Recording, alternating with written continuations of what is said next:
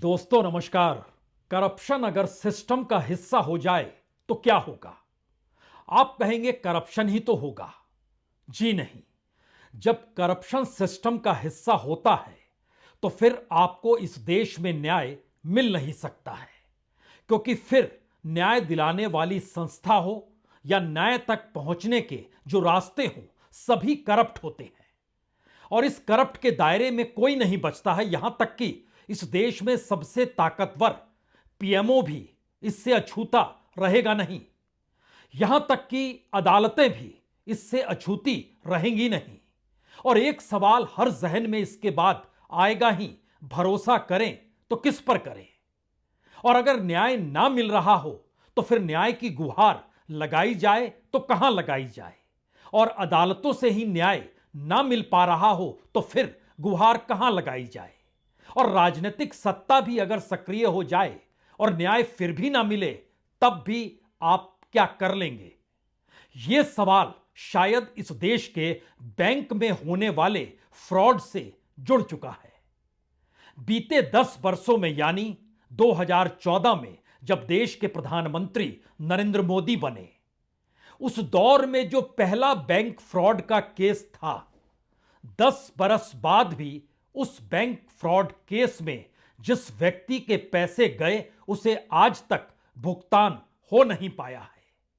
और इस दायरे में देश के तमाम नामचीन लोगों ने पत्र लिखे, सत्ताधारियों ने पत्र लिखे। जिसके ऊपर आरोप लगे उसे पद से हटा दिया गया, लेकिन पैसे नहीं मिले।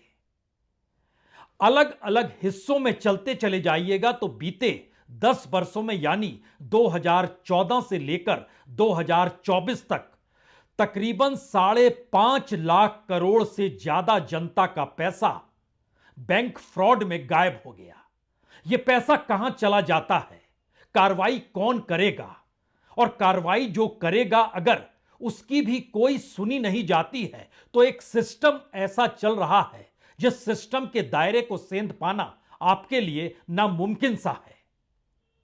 तो आज उस पहले केस का जिक्र जरूर होगा, लेकिन उसके साथ इस देश का एक अनूठा सच भी जान लीजिए। सबसे बेहतरीन माना जाता है बैंकों में पैसा जमा करना फिक्स डिपॉजिट के जरिए। और 3 दिन पहले मुंबई हाईकोर्ट ने एक फैसला दिया। उस फैसले ने उसने नोटिस आरबीआई को दिया, उसने नोटिस बैंक जो निजी बैंक के दायरे में आते हैं, एचडीएफसी, उसको भी दिया, क्योंकि 3 करोड़ की एक एफडी थी। उस एफडी को लेकर बैंक के रिलेशनशिप ऑफिसर ने ही उस पैसे को अपने खाते में घुमा फिराकर डलवा लिया। तो फिर उस बैंक अधिकारी की गिरफ्तारी, आरबीआई को नोटिस, बैंक को नोटिस, और इस पर तत्काल कार्रवाई करने का आदेश हाईकोर्ट ने दिया। लेकिन निजी बैंक था क्या, इसलिए यह आदेश दे दिया गया? और अगर सरकारी बैंक होता, यानी पब्लिक सेक्टर का बैंक होता, तो क्या इस तरह की कोई कार्रवाई नहीं होती? क्योंकि अदालत में मामला तो दिल्ली हाई कोर्ट में भी चल रहा है। वो 3 करोड़ का मामला था, हम जिसका जिक्र आज आपसे करने वाले हैं वो 5 करोड़ का मामला, और वह भी एफडी से जुड़ा हुआ ही मामला है। तो एफडी का पैसा भी क्या बैंक चाहे या उसके अधिकारी चाहे तो घालमेल कर सकते हैं? इस केस को हम आपके सामने लेकर आए उससे पहले हमें लगता है इस देश की हकीकत शुरू में थोड़ी सी जान लीजिए। क्योंकि बीते 10 वर्षों में 5,50,944 करोड़ रुपए बैंक फ्रॉड में गायब हो गए। यह पैसा कहां गया, किस रूप में गया, कोई नहीं जानता है। जितने मामले इन 10 वर्षों में सामने आए वो तकरीबन 4,90,733 मामले हैं। और इसमें अव्वल नंबर पर महाराष्ट्र आता है, जहां पर सबसे ज्यादा लगभग 1.5 लाख से ज्यादा फ्रॉड के मामले हुए, और उसमें तकरीबन 2.5 लाख करोड़ रुपए का चूना जनता के पैसों को लगा। इस कैटेगरी में दूसरे नंबर पर दिल्ली आती है, एनसीटी दिल्ली। तकरीबन 56,560 मामले फ्रॉड के हुए और 97,784 करोड़ रुपए इस दौर में जनता के फुर्र हो गए। इसी तरीके से राज्य दर राज्य ये फ्रॉड के मामले हैं। ये पहले जहन में इसलिए रखिए क्योंकि यह बात खुलकर सामने होनी चाहिए कि इस देश के भीतर कोई आम शख्स तो सरकार तक पहुंच नहीं सकता है। न्यायालय के दरवाजे पर कितनी लंबी लड़ाई वो लड़ेगा, यह भी शायद हर के बूते के बाहर की चीज होती है। लेकिन इन सब के बावजूद भी जरा आप कल्पना करने की शुरुआत कर लीजिए। जिस 5 करोड़ के खपले घोटाले या उस एफडी के पैसे में भागीदारी बैंक की रही और उस पर जांच होनी चाहिए, इसके आदेश उस वक्त के गृह मंत्री राजनाथ सिंह ने सीबीआई ईडी दोनों को दिए हो, लेकिन कुछ भी नहीं हुआ, पैसा नहीं आया। जिसने शिकायत की उसके पास तो पैसा आ जाना चाहिए 10 बरस में, नहीं आया पैसा। तो आज एक एक परत को खोला जाए और जरा समझा जाए इस देश के भीतर में कौन कितना ताकतवर है या नहीं है, और फिर आखिर में बताएंगे इस देश के भीतर बैंकों में पैसा रखना इस दौर में क्या मुश्किल सवाल तो नहीं। और जब हम डिजिटल इकोनॉमी की दिशा में बढ़ना चाहते हैं, डिजिटल करेंसी की दिशा में बढ़ना चाहते हैं, डिजिटलाइजेशन पर प्रधानमंत्री बाखूबी लंबा चौड़ा भाषण देते हैं, उसी दौर में फ्रॉड की घटनाएं 2024 यानी इसी बरस सबसे ज्यादा हुई है जो कभी नहीं हुई थी। तो पन्नों को खोलें या पन्नों को खोलने से पहले हमें लगता है सबसे पहले आपको हम एक पत्र दिखाते हैं, पत्रों से बात की शुरुआत करते हैं। यह पत्र है 2014 में, याद कीजिए प्रधानमंत्री नरेंद्र मोदी बन चुके हैं, कैबिनेट बांटे जा चुके हैं। उस वक्त जितेंद्र सिंह प्रधानमंत्री कार्यालय में जो आज भी हैं मंत्री के तौर पर, पीएमओ में आज भी वो हैं, और कार्मिक मंत्रालय भी उनके अधीन आता है।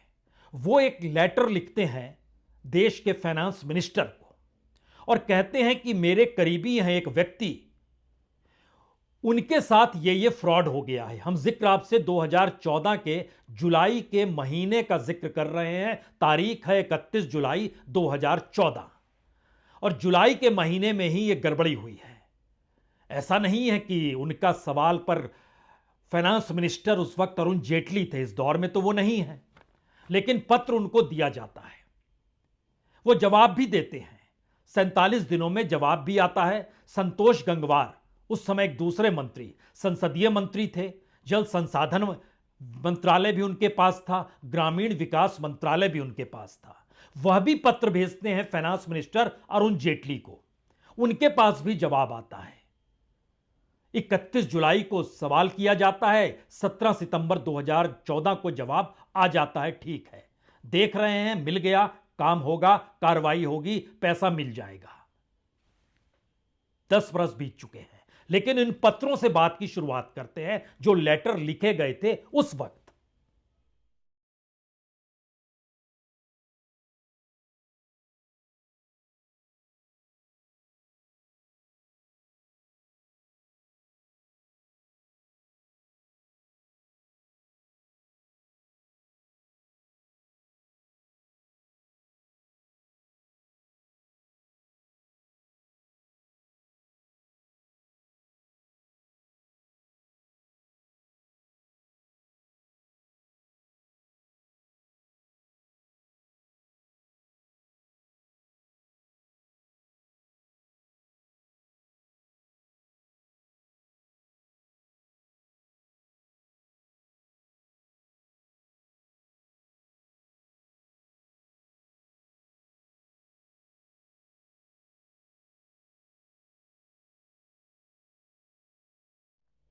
यहां आपके जहन में एक सवाल आ रहा होगा, अरुण जेटली तो रहे नहीं, उनका तो निधन हो गया, अब तो निर्मला सीतारमण है। तो निर्मला सीतारमण उस वक्त फाइनेंस में स्टेट मिनिस्टर थी, कैबिनेट मिनिस्टर नहीं थी। आज की तारीख में वो कैबिनेट मिनिस्टर हैं। संतोष गंगवार अब राज्यपाल हो गए हैं झारखंड के। पीएमओ में इस वक्त भी मौजूदगी जितेंद्र सिंह जी की है, और निर्मला सीतारमण जो उस समय स्टेट फाइनेंस मिनिस्टर थी, उन्होंने भी पत्र लिखा, उनको भी पत्र लिखा गया। लेकिन उससे पहले मामला जरा समझ लीजिए। यह पूरा मामला दरअसल 2013 में एक एफडी को लेकर है, 5 करोड़ की एक एफडी कराई जाती है। जो शख्स कराते हैं उनके ताल्लुकात बीजेपी से करीबी के या बीजेपी के साथ आप मान सकते हैं, क्योंकि एक सामान्य आदमी मंत्री नेताओं तक तो पहुंच नहीं सकता है। तो मिथिलेश कुमार त्रिपाठी नाम के ये शख्स इनकी जो मैच्योरिटी होती है 5 करोड़ की एफडी की 9% इंटरेस्ट के साथ, वो 23/7/2014 को होती है। यानी जनवरी, फरवरी, मार्च, अप्रैल, मई, जून, जुलाई, 23 तारीख को होती है। और 23 तारीख को इनको जानकारी दी जाती है कि दरअसल जो आपने एफडी कराई थी वो तो ओवरड्राफ्ट है, यानी अकाउंट में पैसा ही नहीं है। और पता चलता है कि दरअसल जिस नाम से एफडी कराई गई उस नाम का एक दूसरा अकाउंट खोल लिया गया और वहां से उसी नाम के हिसाब से 5 करोड़ दिखला के बैंक के अधिकारियों ने सहूलियत पैदा की और उसने लोन दे दिया, यानी वो ओवरड्राफ्ट हो गया। तो उस अकाउंट में जो बैलेंस दिखाया गया वो 84,65,109 रुपए का बैलेंस दिखाया गया। तो जो 5 करोड़ में 9% इंटरेस्ट के साथ पैसा बढ़ना था वो घटकर 84,65,109 रुपए 45 पैसे हो गया और कहा गया कि दरअसल ये पैसा आप ही ने निकाला है। तब इन्होंने कहा ये तो गजब है, ना मेरे हस्ताक्षर, ना इस तरीके की कोई बात। और जब एफडी मैच्योर होने से पहले कोई ओवरड्राफ्ट कर रहा है तो कोई जानकारी तो आनी चाहिए, कोई जानकारी नहीं।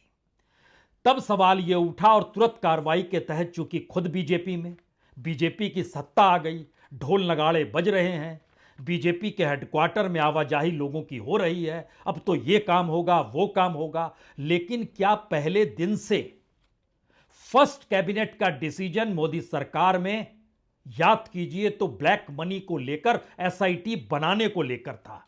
यानी इस देश में काला धन जो है और जो बाहर काला धन है उसको लाने का था। इसके लिए एसआईटी बनाई गई थी क्योंकि मनमोहन सिंह के कालखंड में ब्लैक मनी बड़ा मुद्दा हो गया था और किसने किस रूप में नहीं कहा।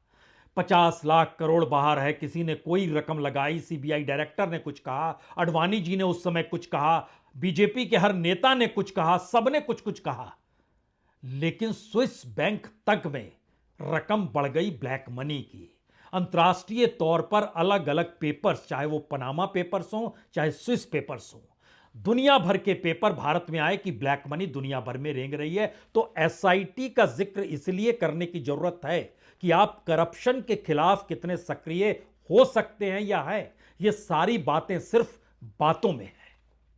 क्योंकि अब ये 5 करोड़ का जो पूरा मामला है, उस मामले में पत्र लिखा गया था। चूंकि करीब बीजेपी के व्यक्ति हैं तो जो करीब में होगा, तो जितेंद्र सिंह करीब जो अभी भी पीएमओ में है, संतोष गंगवार अब झारखंड के राज्यपाल बन गए, चुनाव से उनको उम्र के लिहाज से हटा दिया गया बाहर। उन्होंने उस दौर में पत्र निर्मला सीतारमण को भी लिखा और निर्मला सीतारमण के दफ्तर ने देरी नहीं की। 31 जुलाई 2014 को उनके पास इस फ्रॉड की जानकारी दी गई। उन्होंने बिना देर गंवाए 12 अगस्त 2014 को उस लेटर को वापस किया कि हां, कार्रवाई हो रही है, हम देख लेंगे और आप चिंता मत कीजिए, ये सारी चीजें दी गई। पत्रों के माध्यम से चीजें चल रही है।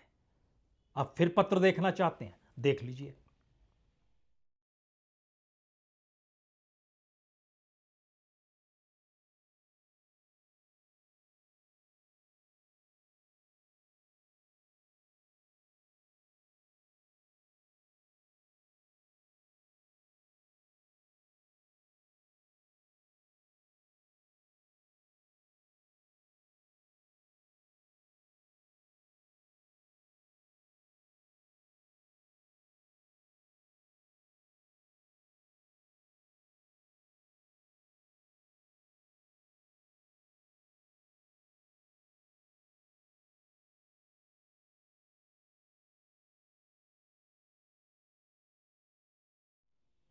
अब 5 करोड़ की एफडी को लेकर जिस शख्स के ताल्लुकात बीजेपी के साथ हैं, मंत्रियों के साथ हैं, उस शख्स को लगा शायद इस देश के फाइनेंस मिनिस्टर सक्रिय हैं, पीएमओ के अधिकारी सक्रिय हैं और इन सब के बीच राजनाथ सिंह गृह मंत्री, और उनसे कहा गया और आग्रह किया गया आप तो कुछ कीजिए। उन्होंने बोला अरे ये मेरे रहते हुए कैसे हो सकता है।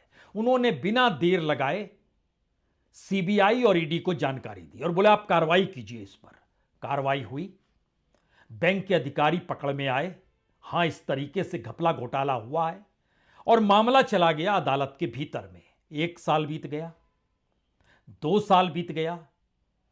अब मिथिलेश त्रिपाठी जो बीजेपी के साथ रहे और जुड़े रहे और उनके ताल्लुकात वहां के नेता मंत्रियों के साथ करीबी के रहे, उन्होंने फिर दरवाजा खटखटाया और पत्र लिखा फाइनेंस मिनिस्टर को कि 2 साल हो गए, यानी 2016 के नवंबर में जब 2 साल हो गए, मामला कोर्ट में चला गया। और फिर उस समय पार्टी अध्यक्ष अमित शाह हुआ करते थे, जो इस वक्त देश के गृह मंत्री हैं। उस वक्त के गृह मंत्री ने पहल की, कुछ भी नहीं निकला। इस दौर के गृह मंत्री उस वक्त बीजेपी के अध्यक्ष थे, उनको भी पत्र लिखा गया, उनके तरफ से भी यह जानकारी दी गई, जो उनके सेक्रेटरी के जरिए जानकारी बीजेपी के मिथिलेश त्रिपाठी तक निकल कर आई कि कार्रवाई हो जाएगी, आप चिंता मत कीजिए, फ्रॉड हुआ है, पकड़ में आ जाएगा और आने के बाद आपका पैसा आपको मिल जाएगा। उस पत्र को देखना चाहते हैं, देख लीजिए।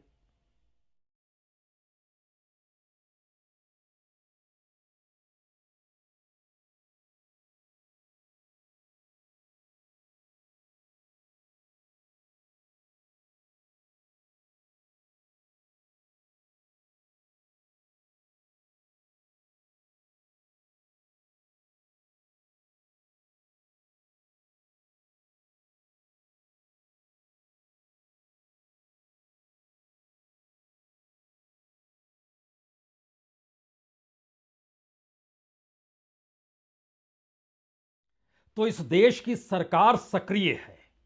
सरकार और राजनीतिक दल के अध्यक्ष, जो सत्ताधारी पार्टी है, उसके अध्यक्ष उस वक्त के, उनको भी जानकारी है।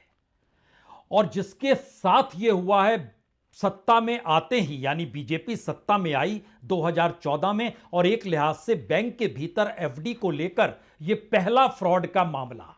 हमने शुरुआत में जिक्र किया था, एक लिहाज से वो आखिरी एफडी को लेकर फ्रॉड का मामला जो इस बरस हुआ, जिस पर मुंबई हाईकोर्ट ने निर्णय ले लिया। यह मामला अब दिल्ली हाईकोर्ट में, जो इस 5 करोड़ का मामला है, वो दिल्ली हाईकोर्ट में है। उसके आने से पहले जरा समझिए कि 2016 के बाद 2017, 2018, 2019, 20, 21, 22, 23, यानी पिछले साल तक तकरीबन जो इस देश में फ्रॉड बैंकों के जरिए होता चला गया, वो तकरीबन 4 लाख करोड़ से ज्यादा का रहा। इतनी बड़ी तादाद में रफ्तार बढ़ती चली जा रही है, और डिजिटल दौर में तो ये रफ्तार कैसे और बढ़ गई, इसकी भी हमारी टीम ने जांच की और बताया कि यह पहली बार है कि इस देश में जो साइबर फ्रॉड हो रहा है, उसकी तादाद 2024 में नवंबर तक 2,92,800 केसेस की है, जो अपने आप में वर्ल्ड वाइड एक रिकॉर्ड है। अब उसके दायरे में कितना पैसा आया है, अभी आरबीआई ने यह जानकारी दी नहीं है, लेकिन नंबर ऑफ केसेस की जानकारी आ गई है। और यहां पर सबसे बड़ा सवाल था कि जो मुंबई हाईकोर्ट बताता है और कहता है कि एफडी तो सबसे सुरक्षित है, जो इस देश के बड़े बुजुर्ग यानी सीनियर सिटीजन हैं, वो अपना पैसा एफडी में ही रखते हैं, सबसे सुरक्षित है वो। वहां पर भी अगर भरोसा विश्वास डिग जाएगा तो कुछ नहीं बचेगा। इसीलिए मुंबई हाईकोर्ट ने फैसला दिया, तुरंत कार्रवाई कीजिए इस पे, अन्यथा भरोसा लोगों का डिग जाएगा। दिल्ली हाईकोर्ट में जो यह मामला चल रहा है, वहां पर इस तरीके का भरोसा अभी तक आया नहीं। यह मामला लगातार चल रहा है। जो आखिरी ऑर्डर दिल्ली के जरिए निकल कर आया, दिल्ली हाईकोर्ट के जरिए निकल कर आया, उसका जिक्र करने की इसलिए भी जरूरत है क्योंकि उसमें इस बात का जिक्र किया गया कि बार बार जो पंजाब नेशनल बैंक के वकील हैं, वह डेट ले लेते हैं, डेट मिल जाती है, और होते होते बात यहां तक आई कि दरअसल इस डेट के साथ साथ सबको ही एक नेक्सस के तौर पर तो चीजें नहीं चलती हैं जिसमें सबकी कमाई हो रही है, या फिर 5 करोड़ रुपए बैंक को ना देने पड़े, जो इंटरेस्ट के साथ जाहिर है 10 बरस में तो वो दुगने से ज्यादा हो चुका होगा। 10-11 करोड़, यानी फैसला जब होगा तो फैसले में तो बैंक को 11 करोड़ का चूना लग जाएगा। लेकिन यहां पर एक चीज और समझनी चाहिए, इस देश में पंजाब नेशनल बैंक ही जो रिटर्न ऑफ करता है, जो लास्ट फाइनेंशियल ईयर में किया गया है, वह भी तकरीबन 25,000 करोड़ से ज्यादा का है। यानी जिन्होंने कर्ज लिया उनकी कर्ज माफी हो गई। और पूरे बैंकों की कतार में देखिएगा तो लास्ट फाइनेंशियल ईयर में 1,70,000 करोड़ रुपए माफ कर दिए गए जो रईसों के कर्ज थे, और उसमें आप कहेंगे अरे 11 करोड़ रुपए 5 करोड़ की एवज में बैंक को क्या असर पड़ेगा? सार्वजनिक बैंक है, इसको कहते हैं पब्लिक सेक्टर का बैंक है, और उसमें एक पूरी कतार चलती चली जाती है। जब इतने मामले हैं तो कितने मामलों को लेकर लोग पीएमओ तक पहुंच पाते होंगे, फाइनेंस मिनिस्टर तक पहुंच पाते होंगे, मंत्री संतरी सक्रिय हो जाते होंगे, होम मिनिस्टर सक्रिय हो जाते होंगे, निर्देश देते होंगे, कितने लोग पहुंच पाते होंगे। और जब तादाद बीते 10 बरस में जो हमारी टीम ने निकाला कि पूरे के पूरे आंकड़े बतलाते हैं कि 4,63,733 मामले मार्च 31, 2024 तक ये मामले हैं।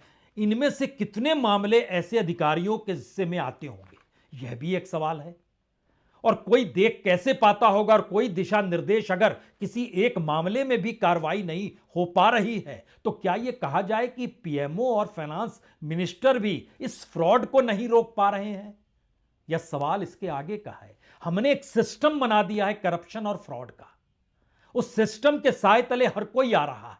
अदालतों को यह समझ में नहीं आ रहा है क्या कि किस तरीके से तारीखें ली जाती हैं और कैसे तारीख के जरिए कमाई किसकी किस रूप में होती है, क्या यह समझ में नहीं आ रहा है? क्योंकि जो आखिरी ऑर्डर आया, यह आखिरी ऑर्डर इसलिए बड़ा रोचक है कि लगता है जैसे बीरबल की खिचड़ी एक पकाई जा रही है, और उस खिचड़ी को बनेगा कब, बनाई कब जाएगी, कोई नहीं जानता है। क्योंकि इस ऑर्डर में इस बात का जिक्र किया गया है कि तारीख फिर से बढ़ा दी जाए क्या, क्योंकि इस मामले में कुछ ऐसा लगता है कि इसको अब कमर्शियली देखा जाए। 3 महीने पहले इसकी जानकारी आती है कि जो पूरा केस चल रहा है इसको आपने कमर्शियली नहीं देखा। उसके बाद इस बार बैंक ने कहा 21 नवंबर को, उन्होंने कहा कि ये पिछली बार 27 अगस्त को मामला गया तो इसको बोला गया कमर्शियल सूट में आप तब्दील कर दीजिए। फिर से डेट ले ली गई, अब 21 नवंबर हो गई। 21 नवंबर का मतलब यह है ये मामले की शुरुआत ठीक 10 बरस पूरे कर लेती है। जब अदालत में यह मामला चल रहा है, पूरे 10 साल पूरे हो गए। और उसमें कहा गया कि ठीक है, देखते हैं, लगता है कोई ऑर्डर करना ही पड़ेगा। जस्टिस रेखा पिल्लई और जस्टिस सौरभ बनर्जी, इनकी अदालत में यह मामला है। पंजाब नेशनल बैंक की तरफ से हशमत नबी और मोहित नागपाल वकील है, और दूसरी तरफ जो मिथिलेश त्रिपाठी ने जिस कंपनी के आसरे वो चाहते थे कि एक नारद मीडिया नाम से एक मीडिया क्रिएट किया जाए 2014 में, जो बीजेपी की बातों को लेकर आए, यह बड़ा महत्वपूर्ण है। नारद मीडिया रजिस्टर्ड कराया गया और यह सोचकर कराया गया कि हम तो बीजेपी में हैं, अब मोदी साहब प्रधानमंत्री बन गए हैं और सारे मंत्री संतरी हमारे करीबी हैं, तो क्यों नहीं एक मीडिया की शुरुआत की जाए और उसके जरिए लाइसेंस लिया जाए, कार्रवाई आगे की जाए। 2014 में यह सोचा गया, नाम दिया गया नारद मीडिया। और वो तारीख होते होते होते होते 10 बरस बढ़ गए, और जब जजेस ने उस कागज पे लिखा कि हां हमें लगता है कुछ करना चाहिए, तो हमारी टीम ने पुराने तमाम कागजों को उठाकर देखा। ऐसे मौके कितनी बार आए बीते 10 साल में जब अदालत को यह लगा अब तो कुछ कर देना चाहिए, लेकिन बात आगे बढ़ गई। 16 बार अदालत में इस बात का जिक्र हुआ, क्यों ले रहे हैं आप वक्त। मुश्किल यह है कि क्यों दे रहे हैं आप वक्त, यह सवाल कोई नहीं कर पाया। और ये सारे पत्र जो हम आपको बता रहे हैं, ये सारे पत्र इंटैक्ट हैं। यहां तक कि उस वक्त के गृह मंत्री राजनाथ सिंह का पत्र भी उस केस में इंटैक्ट है, जहां पर इस बात का जिक्र किया गया सीबीआई और ईडी इस पर कार्रवाई करे। जो आखिरी लेटर जिसका जिक्र हम 21 नवंबर 2024 को लेकर कर रहे हैं, जिसमें जज रेखा पली और जज सौरभ बनर्जी ने जो लिखा है, वह भी देख लीजिए।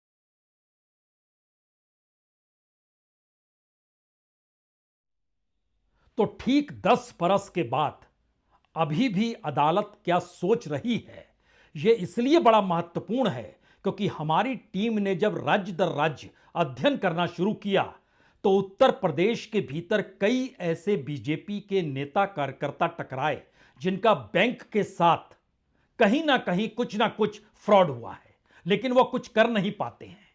यह अलग मसला है कि वो अपने तौर पर चीजें कैसे किस रूप में चला रहे होंगे, लेकिन जरा कल्पना कीजिए आम लोगों की क्या स्थिति होती होगी जब बैंक फ्रॉड के दायरे में वो फंस जाते होंगे, और जब बीजेपी का ही शख्स बीजेपी के नेता मंत्री और पीएमओ तक पहुंच गया, बावजूद इसके कोई कार्रवाई नहीं, तो फिर ऐसे उत्तर प्रदेश के भीतर मार्च 2024 तक जो प्रधानमंत्री मोदी के कार्यकाल की शुरुआत होती है तब से लेकर अब तक 30,135 बैंक फ्रॉड के मामलों में 12,448 करोड़ रुपया उनका फंसा हुआ है, या फिर कोई लूट ले गया या कोई खत्म कर गया। हरियाणा के भीतर 52,762 मामले आम जनता के फंसे हुए हैं फ्रॉड के जरिए, और उसमें तकरीबन 6,009 करोड़ रुपए कहां लापता कहां गायब कोई नहीं जानता है। दिल्ली जैसी जगह में जिसका जिक्र हमने किया 56,000 से ज्यादा फ्रॉड के मामले हुए, उसमें लगभग 98,000 करोड़, इतना पैसा आम लोगों का कहां चला गया, कहां खप गया। सवाल यह है केस किसके खिलाफ होगा। दक्षिण में भी चले जाइए, तमिलनाडु भी है, लगभग 38,792 मामले मार्च 2024 तक, मई 2014 से लेकर मार्च 2024 तक, इस 10 बरस के सफर में 22,226 करोड़ रुपए आम लोगों के बैंक फ्रॉड में फंस गए। कौन कहां ले गया। हमने सिर्फ एक मामले को इसलिए नजीर के तौर पर रखा आपके सामने क्योंकि उसमें इस देश के गृह मंत्री, पीएमओ में जुड़े हुए मंत्री, इस देश के फाइनेंस मिनिस्टर, इस देश के स्टेट फाइनेंस मिनिस्टर, इस देश के पार्टी प्रेसिडेंट जो सत्ताधारी हैं, सबकी जानकारी में सब कुछ, लेकिन न्याय नहीं मिला, आज तक नहीं मिला। और इस प्रक्रिया के भीतर दिल्ली हाई कोर्ट में जब यह मामला चल रहा है तो ऐसे में एक खबर आशा दिलाती है या निराशा कर देती है, क्योंकि 2 दिन पहले ही यह खबर छपी। इसकी कटिंग हम आपको लगता है दिखानी चाहिए आपको।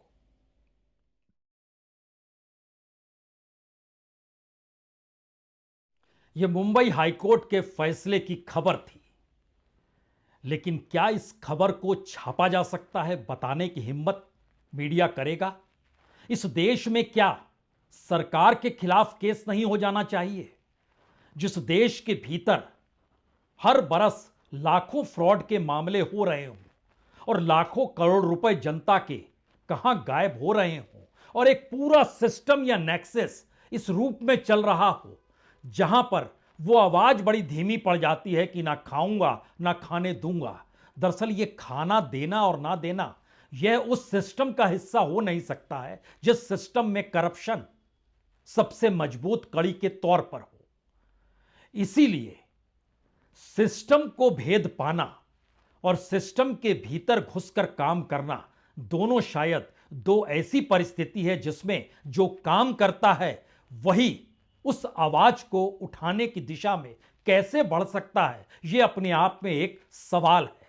बावजूद इसके हमने तमाम मंत्रियों के कच्चे चिट्ठे आपके सामने रख दिए। मनाइए, बरस बीत रहा है, फैसला 2025 में तो हो जाए, अन्यथा इंतजार क्या 2029 तक होगा या फिर उसके भी आगे। और इतनी बड़ी तादाद में और इतनी बड़ी रकम के साथ, यानी 5.5 लाख करोड़ रुपए अगर 10 बरस में आप देख रहे हैं तो इसका मतलब बहुत साफ है, लगभग 50, 60, 70 हजार करोड़ रुपए हर बरस आम लोगों के कहां गायब हो जाते हैं। और इसकी एवज में औसतन 2 लाख करोड़ रुपए बैंक जो कर्ज रईसों को देते हैं उसको रिटर्न ऑफ कर देते हैं, और सरकार उन बैंकों के खातों को ठीक करने के लिए हर बरस लाख 2 लाख करोड़ रुपए बैंक के खातों में डाल देती है। इस नेक्सस को तोड़े कौन? वित्त मंत्री, प्रधानमंत्री? चलिए दोनों इंतजार करते हैं हम लोग, कौन तोड़ता है। बहुत बहुत शुक्रिया, बहुत बहुत शुक्रिया।